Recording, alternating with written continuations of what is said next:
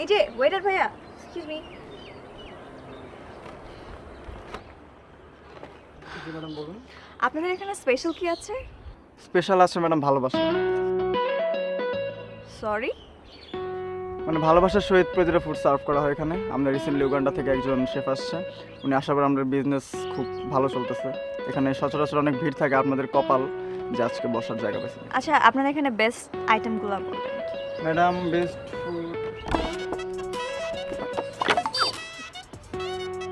Madam tandoori chicken আছে, chicken চাপ আছে, বিফ কারি আছে, চিকেন চামিং আছে, বিফ চামিং আছে, ডোসা আছে, স্যুপ আছে, যেটা চান ম্যাডাম ওটার মধ্যে সেমই।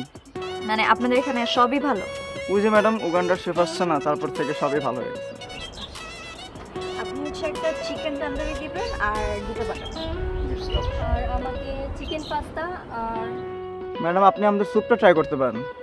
আমাদের যে উগান্ডার শেফ উনি ওটার মধ্যে অনেক গাজর দেয়, আর মাঝে মধ্যে মূলাও পেতে পারেন, আর মূলা ইজ গুড ফর হেলথ। ওকে তাহলে চল স্যুপ অর্ডার করি, তুই করবি? ওকে, হ্যাঁ। আচ্ছা, এক মিনিট, আপনাকে কি আমি কোথাও দেখেছি? ম্যাডাম পৃথিবীটা অনেক ছোট, তার মধ্যে বাংলাদেশের মধ্যে ঢাকা, ঢাকার মধ্যে রেস্টুরেন্ট, হয়তো কোথাও দেখা হয়েছে। ওকে। আর ম্যাডাম ইউ আর বিউটিফুল। ওয়েটারটা কি বলে গেল? থাক না দোস্ত, তোকে তো সুন্দর বলছে, কমপ্লিমেন্ট হিসেবে নে। আর তাছাড়া ছেলেটা কিন্তু দেখতে শুনতে ভালোই আছে, কচি আছে, কি বল? তুই না মানে আসলেই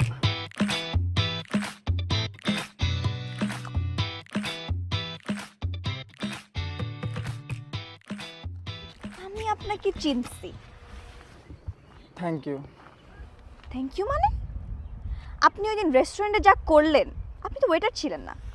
আমরা রেস্টুরেন্টে অর্ডার করছি, ঘন্টার পর ঘন্টা বসে আছি, কিছুক্ষণ পরে শুনি আমাদের অর্ডার কনফার্মই হয় না। কেমনে হবে? কারণ আমরা তো ওয়েটারের কাছে অর্ডার করিই নাই। আপনি কেন এই ফাইজলামিটা করলেন? আচ্ছা আমি কি আপনাকে একবারও বলছি যে আমি ওয়েটার? আমার দেখে কোন অ্যাঙ্গেলে আপনার মনে হয় যে আমি ওয়েটার? হ্যাঁ, আপনি এটাও তো বলেন নাই যে আপনি ওয়েটার না। যেটাই হোক ভালো লাগছে। ছোটবেলা থেকে বাবা বলতো যে এই কাজ কর, কাজ কর, কিছু একটা কাজ করি। প্রথম কোনো কাজ করে আমার ভালো লাগছে।